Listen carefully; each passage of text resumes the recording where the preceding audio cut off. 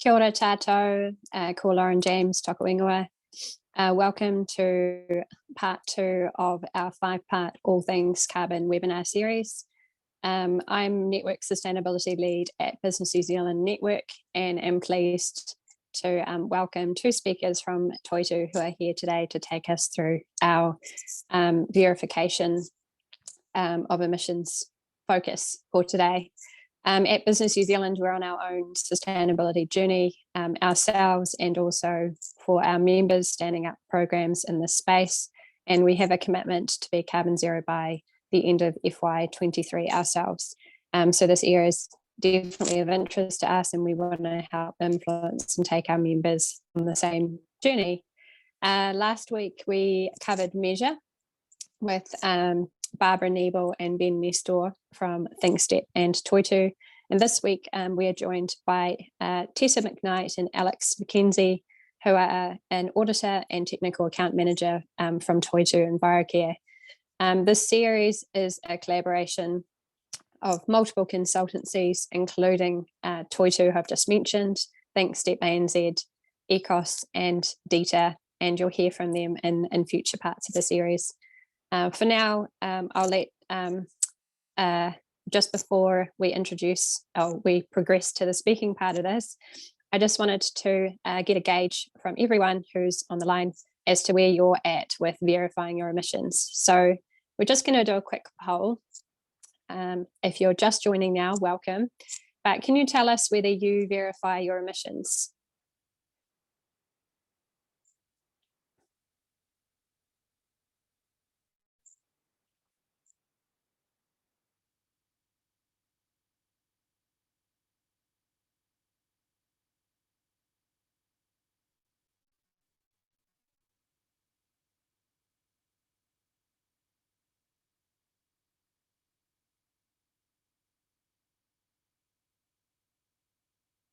Cool, we'll just wait a moment longer. So we're just doing a poll on whether you verify your emissions. So far, relatively even, but more don't measure their emissions than do. We will just end that there.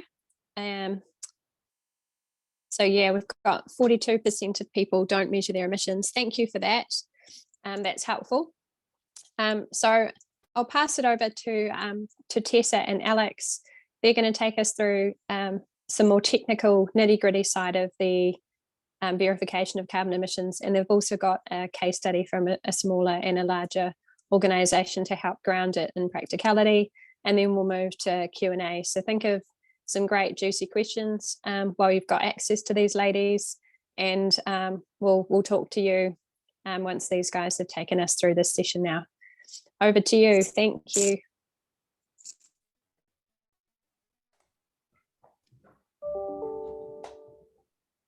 Thanks, Lara. I think I'm unmuted. Hi, everyone. So I'm Tessa. Let me just go to the next slide if I can. So there's me. So I'm Tessa McKnight. I'm an auditor at Toitu and Envirocare. I've been with the company about 1.5 years now. Prior to my time here, I worked in a few different businesses, helping them prepare their inventory for certification with Toitu. And I decided, you know what, I like the look of auditing. I might give that a go. So came on board and yeah, love it. Love doing the job. I meet a wide variety of people. We work with lots of different businesses, which is quite interesting for me to learn about lots of different industries. So yeah, looking forward to presenting to you all today. And I'll pass over to Alex to introduce herself. Lovely. Okay. Ko Alex McKenzie taku ingoa, he kai mahi aho ki Toitu and Envirocare, ko Audit account manager ki Toitu no whiru aho and ki tamaki taku tari. So I'm Alex McKenzie. I work at Toitu and Envirocare. I'm an account manager and I started the same day as Tessa, so we've been here about the same time. Originally, I'm from the Whiru Peninsula and my office is in Tamaki Makaurau, so Auckland. Perfect. So what we're going to cover today is we're just going to go over timelines. How do you get prepared for an audit? We've got a couple of case studies for you guys, and then we've left a bit of questions, a bit of time at the end for Q&A, sorry. So we will jump between both of us. So the account manager does take care of the client for a majority of the time. And then the one day that we really step back is the audit day, which is where our auditors such as Tessa take over. And then after that, the account manager will jump back on. So that's just a bit of a brief as to why we will jump between slides. So I'll pass back to Tessa. She's in control today. All right, pop to the next slide. Oh, sorry, a little bit about Toitū Envirocare. I'm sure you guys are well aware if you've gone to the previous webinars or just seen us around. So we are science-based. We align with other organisations such as science-based targets and constantly looking at new, gold standard for science and reductions. We've got a great tracker record. We've got a lot of great clients out there doing a lot of great things. I'm sure you guys have seen the Toitū stamp out their own products and organisations. We're very rigorous, so we have different levels of sense checking. Obviously, there's always the case for human error, which is why we have such a rigorous audit process. We're focused on impact. That is the basis of both of our certifications, Reduce and Zero. So within those programs, the main focus is reduction, of course, reduction of emissions. And then we have international alignment, so the ISO standard is globally recognised. We are aligned with a lot of other corporations, a lot of other standards. So just a list here, main one being JASANS, who is our accreditor, who certifies us to certify.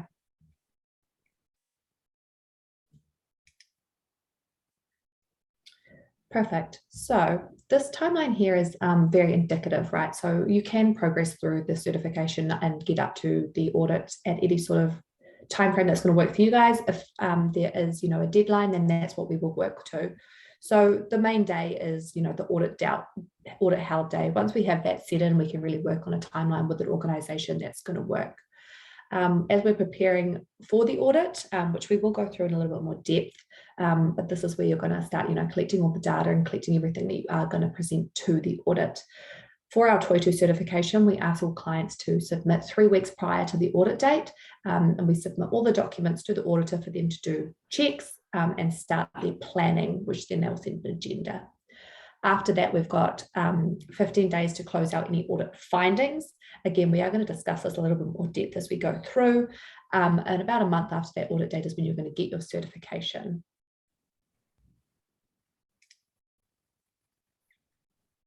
Perfect. So this is where you're going to work with your account manager within working up to this step. So 4 weeks prior to your audit is a really good time frame because that gives myself and the client some time to work through and start sense checking things in the reports and in the data, just getting that ready to submit.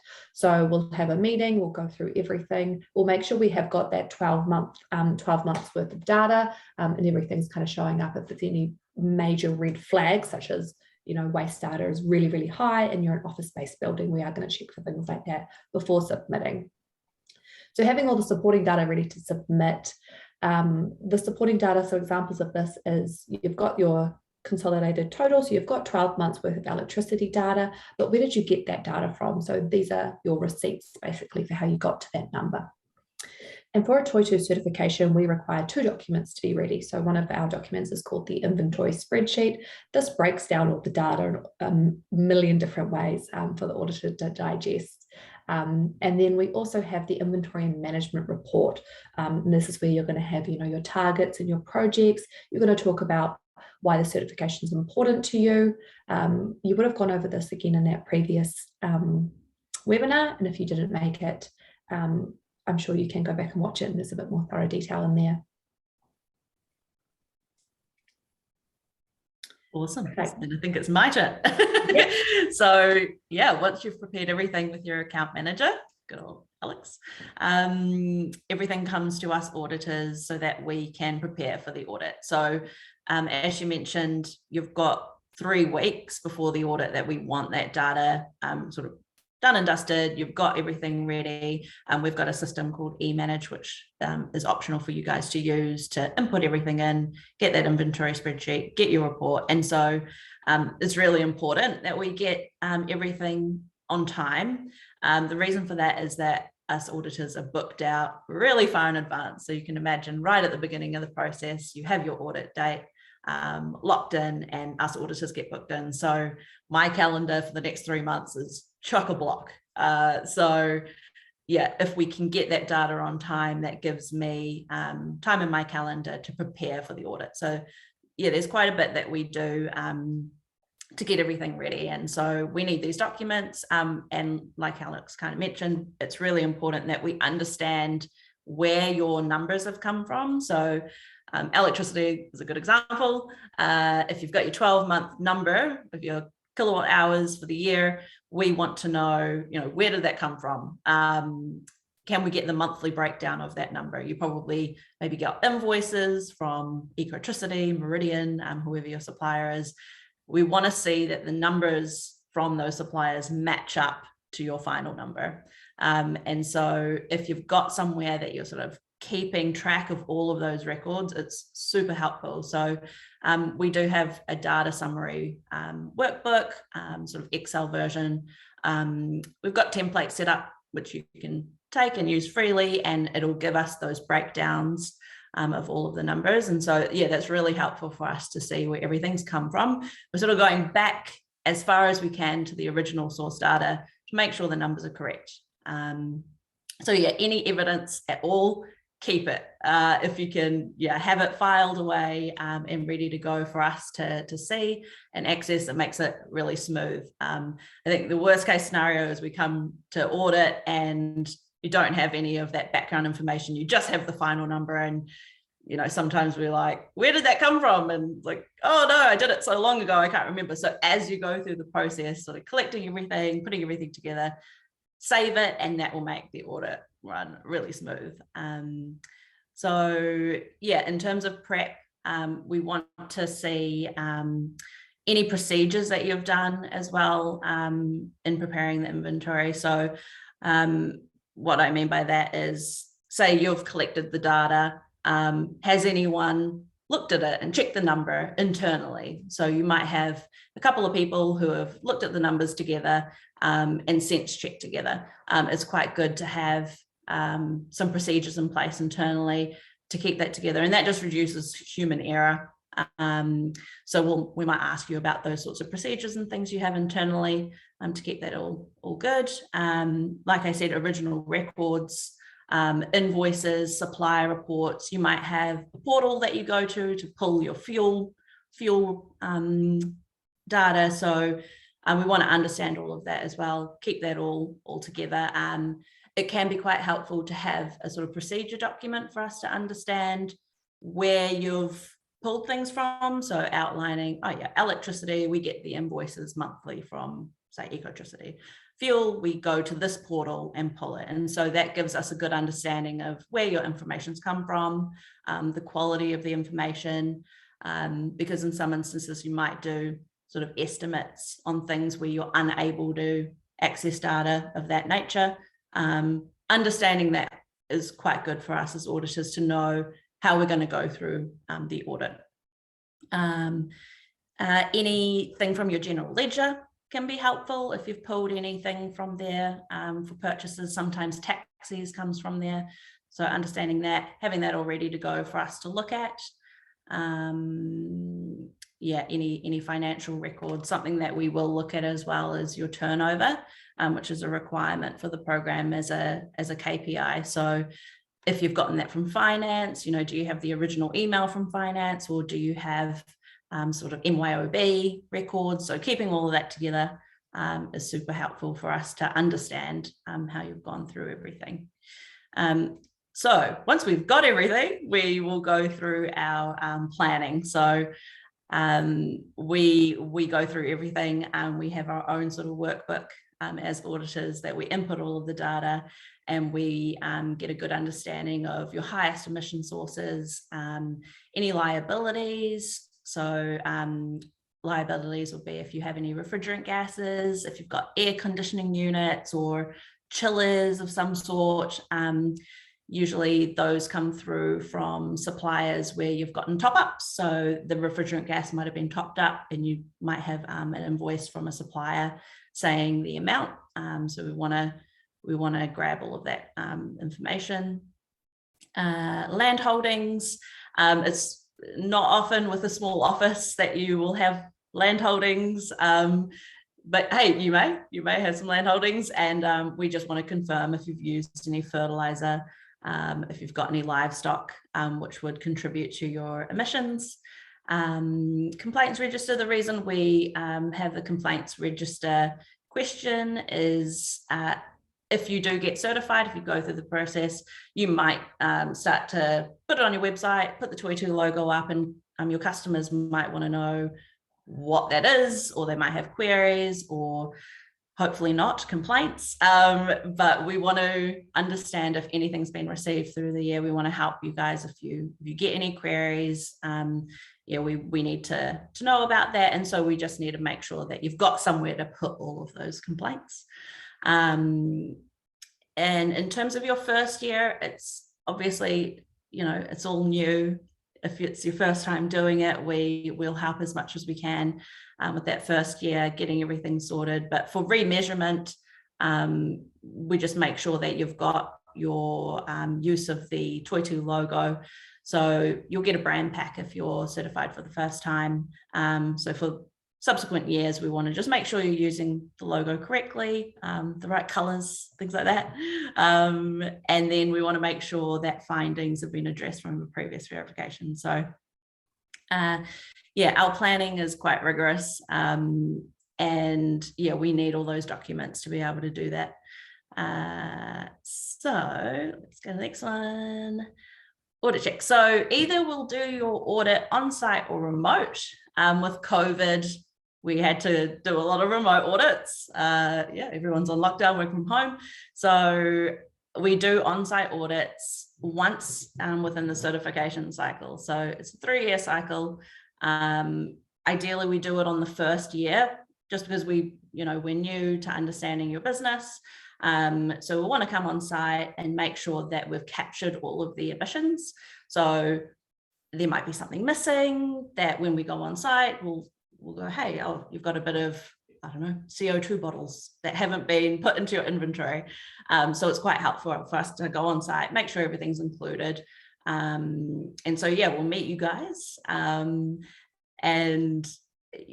We will come on site. Usually it's a day or 2 days, depending how big your inventory is. So we'll need a meeting room to sit in and work with you guys.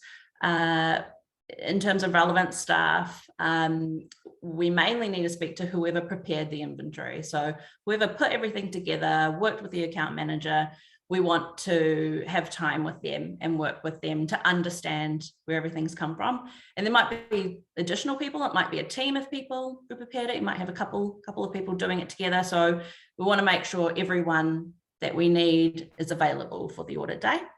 Health and safety, we'll make sure that, if we need PPE, need high vis, or we need like boots, steel cap boots to go on site. If it's like a manufacturing facility, we'll clarify that all with you and make sure we've got everything, or if you can provide it for us, that's awesome. And then, we want to make sure we've got Wi-Fi because we connect in to all of our documents online, and parking if we're coming on site. But remote, a bit different. So we'll do everything remotely. We'll dial in. We commonly use Teams, but we can do Zoom if it suits you, whatever works best for you guys. And we want to make sure we have all the documents that we need before the audit, because we're not going to be meeting in person. If we come on site, maybe we could grab a few documents while we're together, but remote, I think it's even more important that we have everything that we need prior to the audit. And we still need, everyone involved to be able to dial in to the meeting and be there for us to be able to ask questions and understand where things are coming from. We'll send you a meeting request. We'll send that Teams link to you guys for you to be able to connect in. So in terms of the audit agenda, so we will send you an agenda before the audit. As part of our planning, we'll put together sort of the process that we'll go through on the audit day. Typically, it runs like this. So we'll have a bit of an opening meeting. We'll make sure we're on the same page as to what program you're certifying against. So we've got Toitū Carbon Reduce or Toitū Carbon Zero, or we've also got a new program, Climate Positive. So we'll make sure we're on the same page as to the right program. We will tell you about the certification standard. So we'll give you a general overview, make sure we're all good with the timings of the audit, health and safety and all that stuff. And then we'll go through the scope and boundary. So we'll make sure that what should be included in the audit is included in the audit. So for example, if you're a business with a few different joint ventures or subsidiaries, we want to be clear that we're auditing the right ones, that everything is included that should be included, nothing's missing within your organization.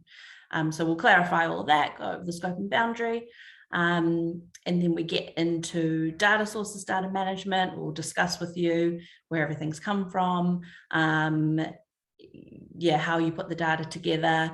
If you've got that Excel sheet or that explainer of how you've collected everything, we might already have a good idea of that, but we might want to just ask questions and clarify things with you guys. Site visit. So if we are on site, we'll maybe want to go look around the site. We'll want a bit of time to be able to walk around, ask you guys questions as we look around on site.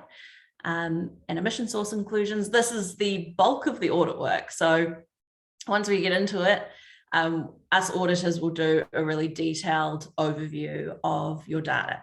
So that's where, if you've got invoices, we will go and check through the numbers. We'll cross-check meter readings, anything like that. Make sure that it's the current reporting year, it's that 12 months we've agreed that we're measuring, that, if you're saying you've got 2021 data, it's not data from 2020, we're doing checks like that. So we do sampling, which is where if you have a huge amount of invoices for 12 months, it just won't be physically possible for us to look at every single invoice. So we'll do a sampling plan. We might look at, say, 10 out of 100 invoices and make sure the numbers match up. So sampling is quite common for us, especially with your highest emission sources. So the highest ones, we really want to make sure those are accurate. So we'll go into sampling a few things. We'll look at your procedures, responsibilities, and management of your data. And we might do some recalculations. So if we see something's not quite right, one number doesn't quite match an invoice, we might recalculate and see what it should be. So we'll change the number, and then we'll be able to see if it's material or not, that number has changed. So in terms of materiality, there's a few different types of findings which might get raised during your audit. So you've either got a major non-conformance or a minor non-conformance, essentially, and a major would be anything greater than 1% of your inventory. A minor would be under 1% of your inventory. And so we do the recalculation to work out whether it's material or not, and we judge what type of finding we'll raise. And so major non-conformances need to be addressed post your audit. So those need to be corrected because they're material to your inventory. Minors are optional for you to address. So you could leave it. And the only thing you need to be mindful of is that next year, when you come to audit again, that minor non-conformance, it needs to be corrected. So if it was an issue, what's an example? So say you pulled the wrong number from the wrong report. If it happens again next year and you're still pulling that incorrect number, then we'll raise it up to a major. And that's just so year on year, we don't have the same errors coming through again and again. We want to make sure eventually, they get reconciled and corrected. So the only other findings that will come up is a request for information. So if we come to audit and we don't have something that we need, so say we're missing invoices from your electricity supply, but we need those to be able to conduct the audit, we'll raise a request for information. We call it an RFI usually, and you'll have some time post the audit to collect that up and give it to us if you didn't have it already prepared. So those need to be addressed so we can complete the audit. And then we've got observations, which is tips and tricks, things that might be handy for us as auditors to have, or it might be something that's useful for you guys to do, but it's not mandatory, it's not compulsory. It's just kind of, yeah, cool observations. So once we go through all of that, we do our detailed review of your inventory, then we'll have a closing meeting, and that's where we will present our findings, so let you guys know how we went. We do try as auditors during the day to let you know of things that are coming up as they come up, just so at the end of the day you don't get this long list of things and you're unaware of it. So we involve you guys and encourage everyone to ask questions and things as we go.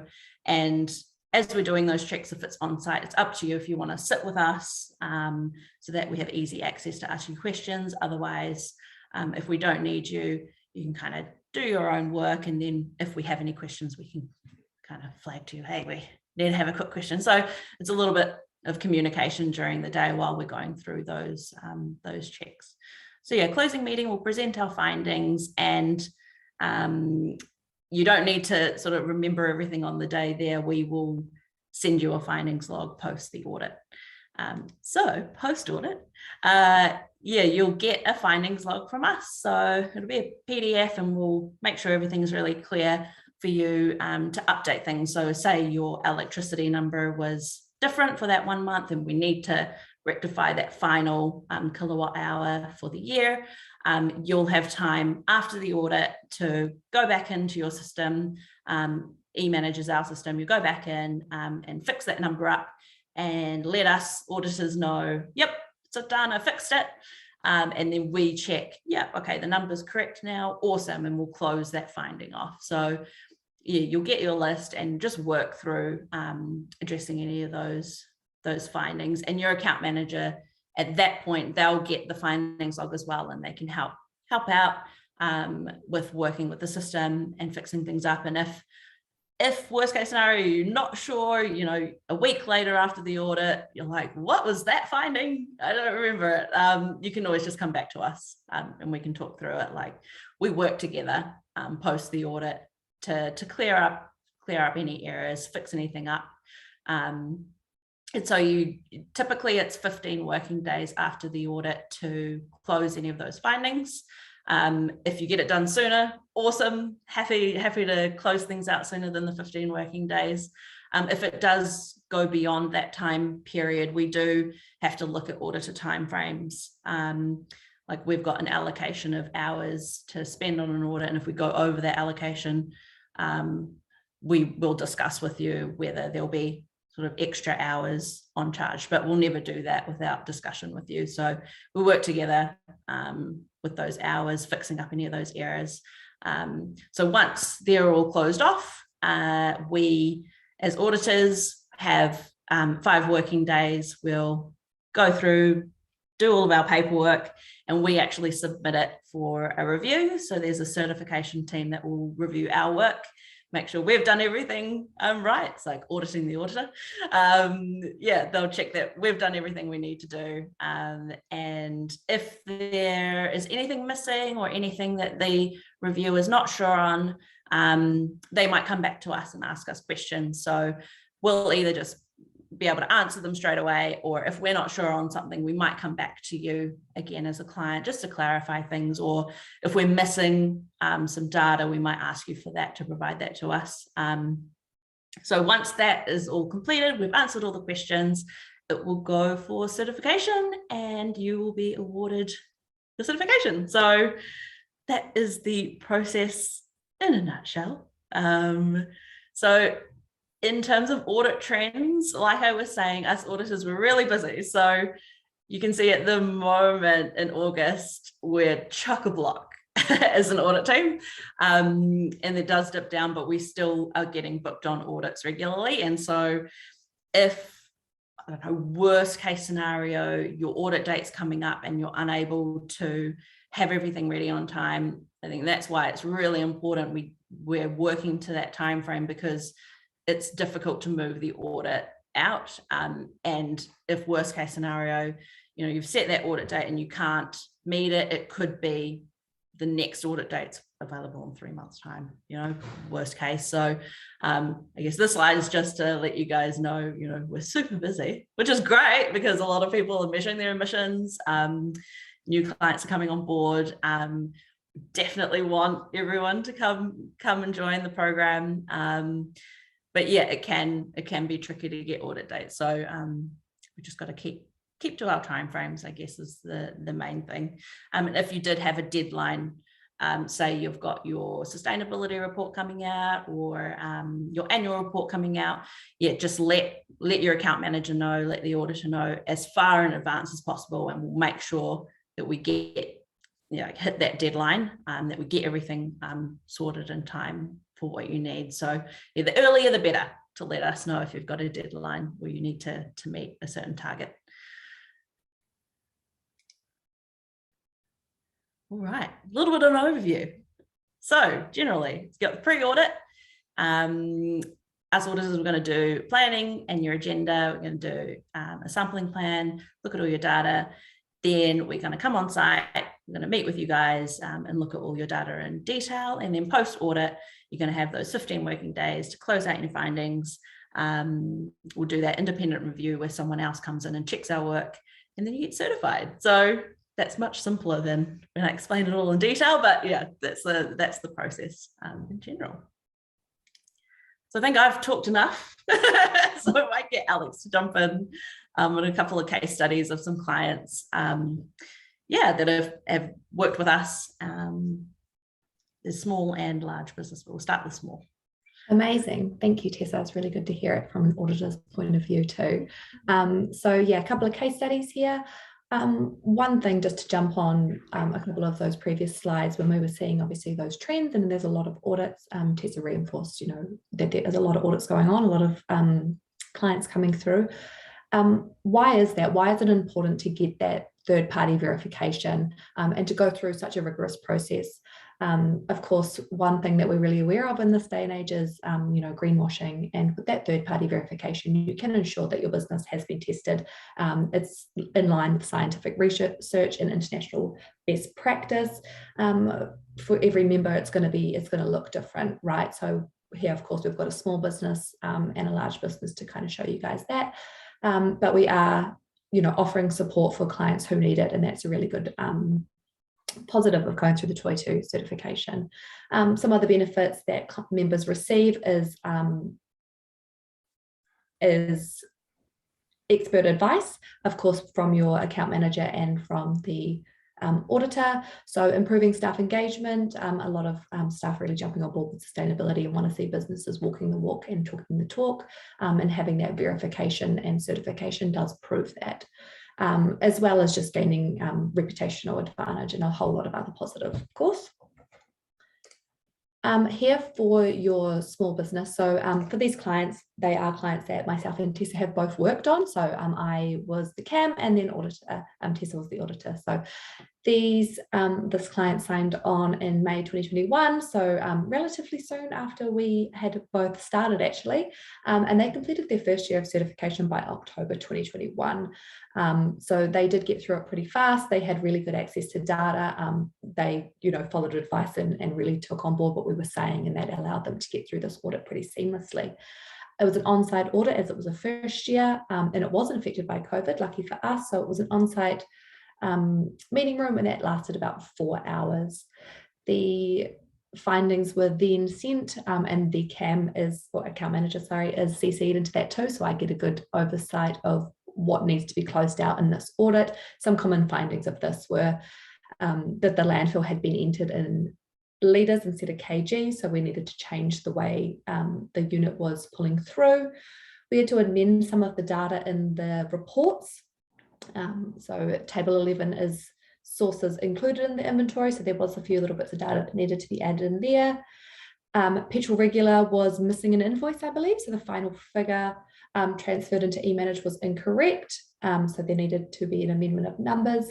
And then one shipment from Thailand to China was missing in the DHL information, which Tessa observed. And then the calculation error was actually provided to the client. So they just needed to add in that additional shipment. So it's all very easy. Of course, there is going to be human error when you are working with these numbers, but that's why it's awesome to get the auditor to get that, have that overview and go through the data, because that's what they're good at. Perfect. So the next client we have is a larger case study. So this is a large manufacturing business. They have been a 202 client for a long time, well before me and Tessa were on board. So I look after them now. So they joined in May 2014, and it took 4 months to complete their first year audit for product and organization.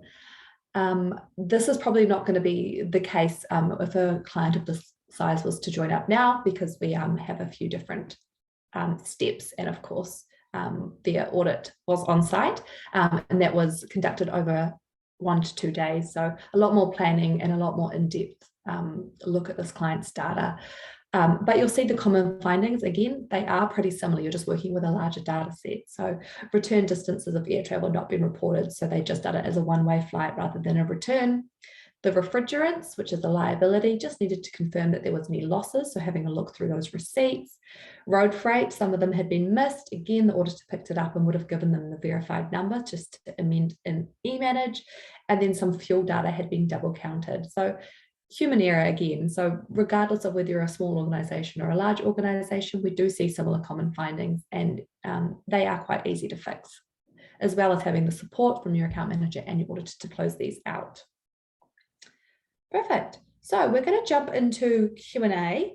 Any questions? I haven't seen any come through the chat at all, but if you wanted to take advantage of us while we're here in Q&A, of course, if there are any questions, you can send them to Lauren too, and they can be kind of redirected to us. We are in contact, but we'll just give a few minutes for any questions to come through. If not, then we'll jump to the next slide and we can end.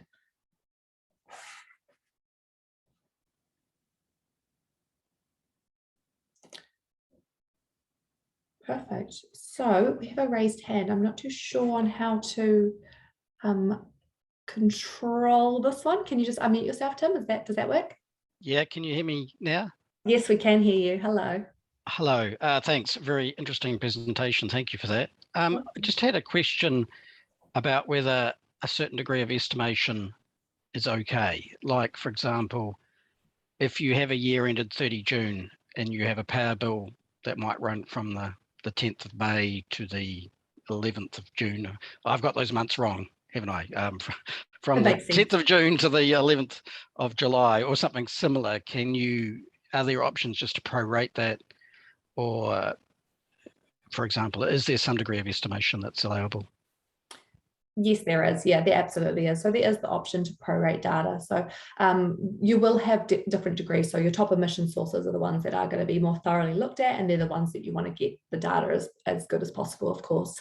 But there are common estimations we see, such as waste, electricity you can prorate, and we do have worksheets that do help do this. So you'll get one of the options in there is like what date was the end, what date was start date and start end to help and like fill in those blanks here and there. There are different levels of assurance. So if you have got more estimations, you're just going to have a lower level of assurance versus if you had all perfect amazing supplier data. Did you want to add anything to that question, Tessa? All right, finding my unmute. No, I agree with you, Alex. So yeah, particularly with electricity, prorating is quite common because they can be sort of mid-month to mid-month. And so yeah, those beginning end periods, that's something us auditors were kind of stringent on checking to make sure it's been prorated. So say it was 31 days of data, but we only want to capture, say, 14 days. You can extrapolate out the kilowatt hours from there. So yeah, it's quite common for us to check that one. And yeah, estimates are common for emission sources that are difficult to obtain. So that primary source data, like Alex said, waste is one where for some smaller offices, you might not actually get the kgs of waste that's being collected every every week, every month. And so sometimes you might be able to do sort of a little audit. You might hold all your waste for a week. And actually we're doing this at the moment. We've got a box that we're putting our waste into for the week, and then that's going to be weighed. And then that'll get extrapolated out for a month, and then a year. And it will have a lower data quality score. We range things from A to D. So A being the best, the suppliers given the weight, and D being an estimate based on an assumption. So we'll give a range of a score. And also in your report, you can outline where you've done those estimates, and sort of state where you want to improve. So say for your first year, you might not have access to all of that data, but you'll make it a goal. Okay, we want to investigate how we could get those weights. Is there a waste company that can give us the kgs every week or every month? So that might be part of your plan to improve the data quality. So you can go through that process as well.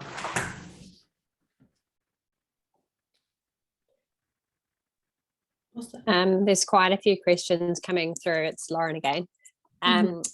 Shall we zoom out a bit for a second and just, there's a question from Simon Love around our customers seeing the value, and he's signaled financial value of verified or certified carbon footprints over just doing the calculations. And I guess that speaks to your piece around why people do this, Alex.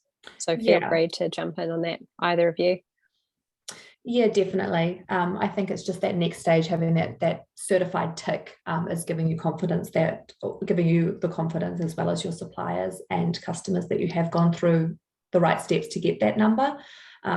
So obviously with our Toitū certification, as we said before, it has got the ISO standard, and then it's JASANS accredited, which gives you that international body, which is recognised.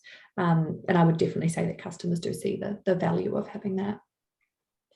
What's the link between your marks? Like, once you're verified, are you able to use the Toitū mark in any sort of communications and collateral that you use for marketing? Yeah, definitely. So we do have a carbon mark guide, which does help out. There are certain things that we are aware of course. So if you did an organisation certification, we wouldn't want you to put that org logo on your product, because that definitely can be a bit misleading.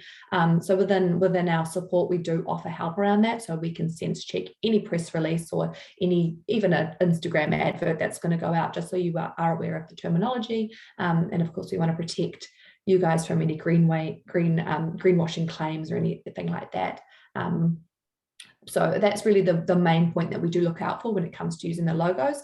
But other than that, if you've gone through and you've passed and you've done what you need to do, the logos are there for you to use.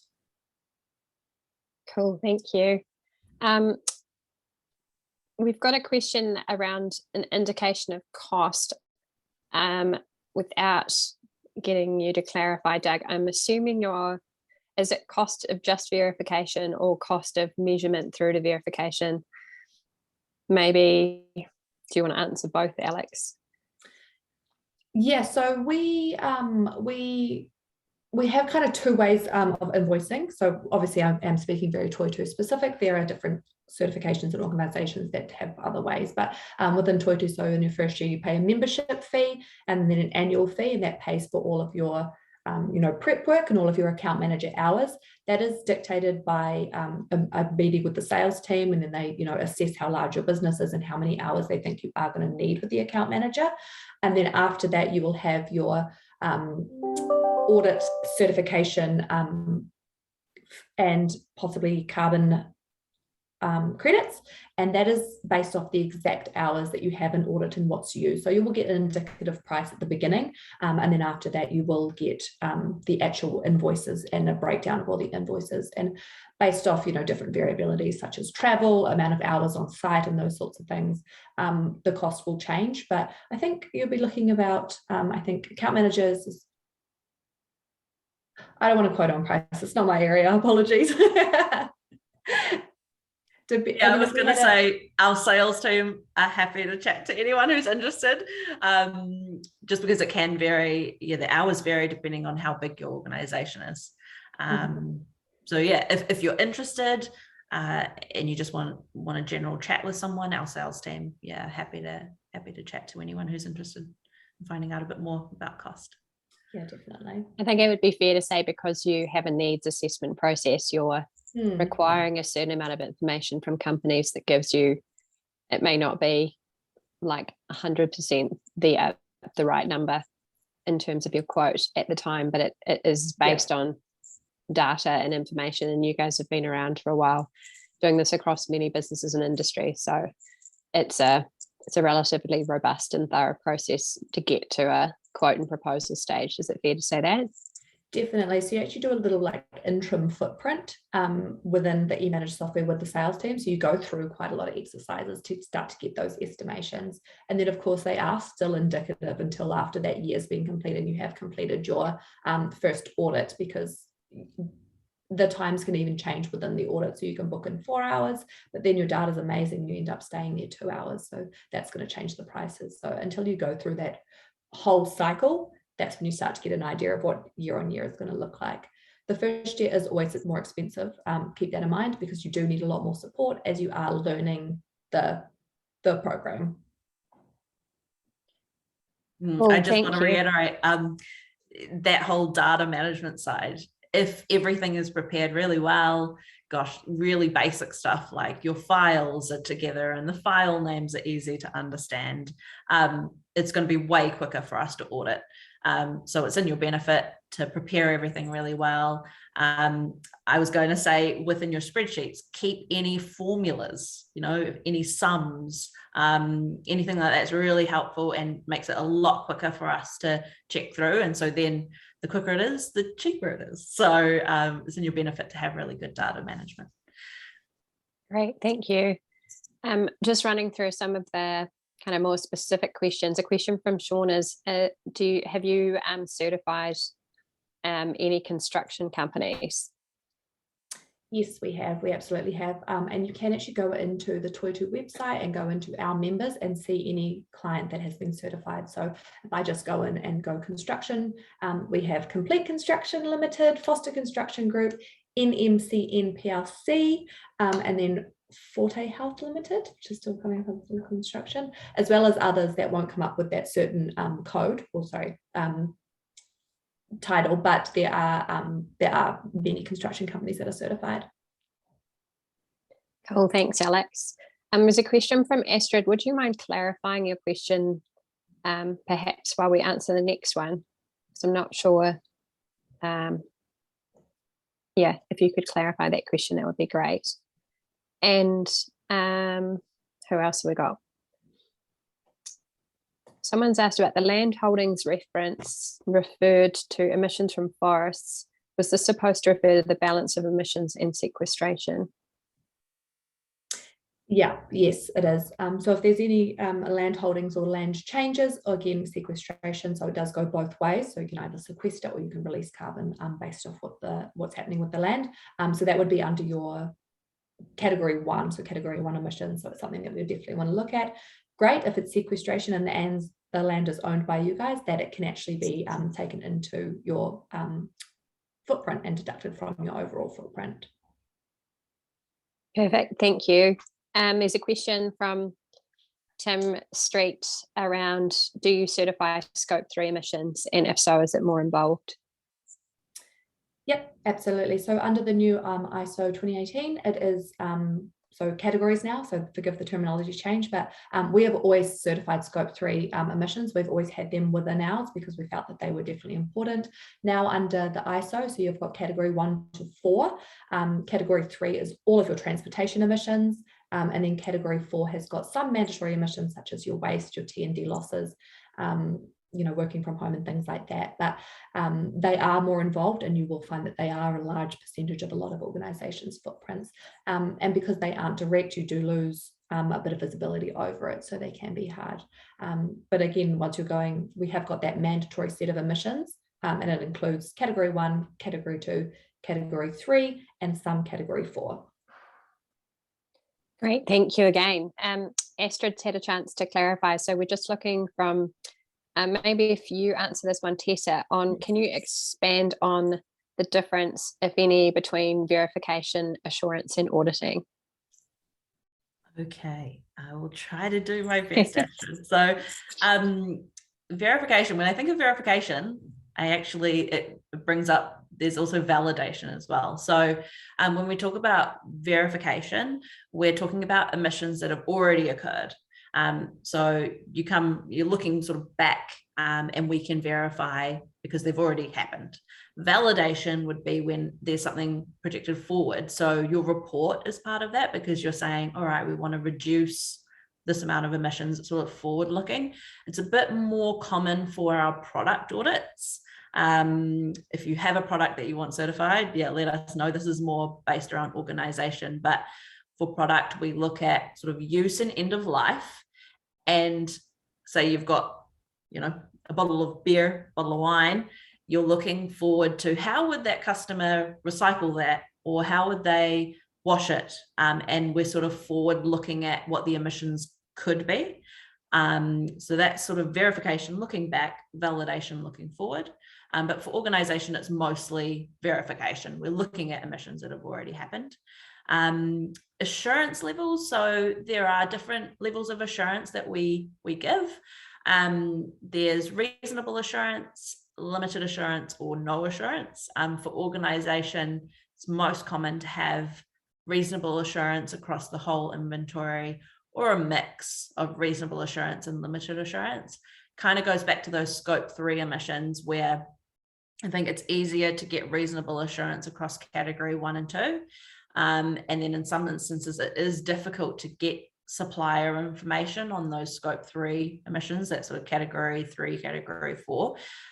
So you might choose to do limited assurance across that because you're unable to get sort of that robust data that's needed for reasonable assurance. So the difference between those two is in the level of checks that we do during audit. So reasonable assurance, we're going into a lot more detail and different types of audit checking to get that reasonable assurance. For limited, it's a lower level check.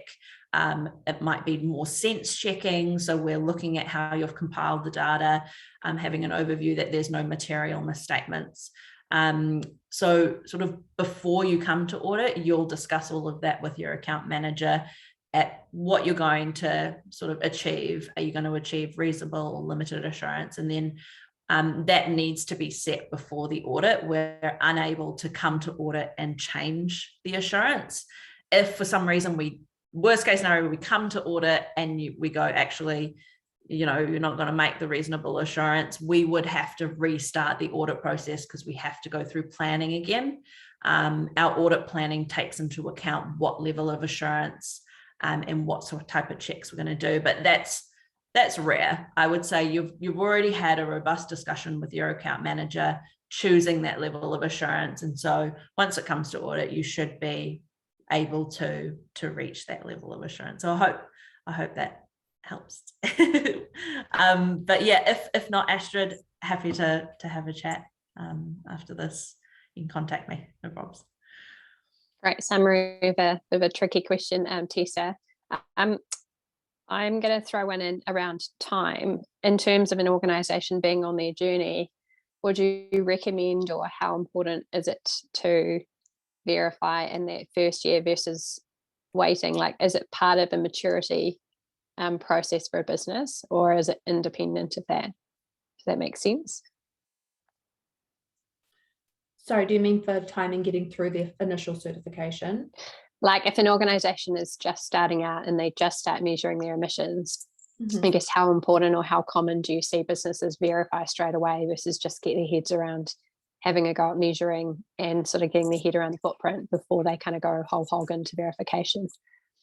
Yeah, so the first year that you choose as your base year, you have to be certified against every single year. But what we do is we have a certification cycle. So within your you get audited every year, but that first year of certification cycle is really just kind of getting your hands around the data and your targets, and you're not going to make really ambitious climate targets until you get a hand over that data. So what we'll see more commonly is you become certified, say from 2000. 2020, but that first year, all of your projects are data improvement. You're really working on getting the data to actually represent your footprint before you move into that next stage, which is then setting targets, setting a 30% reduction against your scope 1, scope 2, or category 1, category 2. So that's probably more commonly what we will see.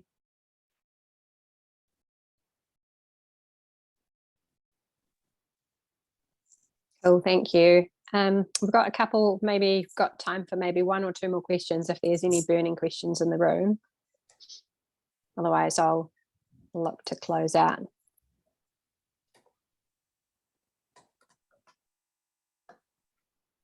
No last ones.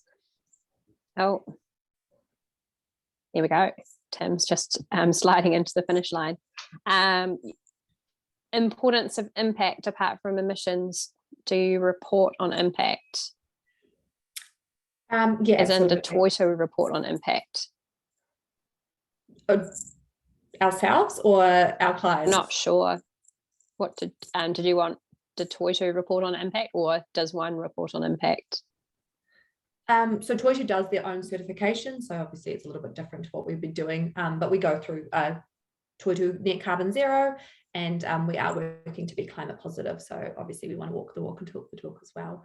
In terms of our clients, so reduction is part of both certifications. So year on year, we want to see reduction, and we want to see that you guys are actually making an effort, of course. All of the reduction and the impact will be within the report. So we don't dictate what you can do for your projects, but we will keep an eye on them, of course. So if we say that you guys are claiming that you want to have a 30% reduction in all emissions, then we will track you and help track that within our tools as well. So we have performance against plan. We have why have you chosen these projects? How are you going to achieve them? What's going to be actually doable within your company, which is all done within the report. Cool, thank you. And just someone's asking for clarification on the terminology around category 1, 2, 3, 4 versus scopes of emissions. Is there somewhere people can go to demystify that? There will be, and I will try and find it. And if I can't find it, then of course Lauren can attach it. I'm sure that there's going to be an explainer somewhere. If not, then I'm happy to send some slides that we do have internally that can be used.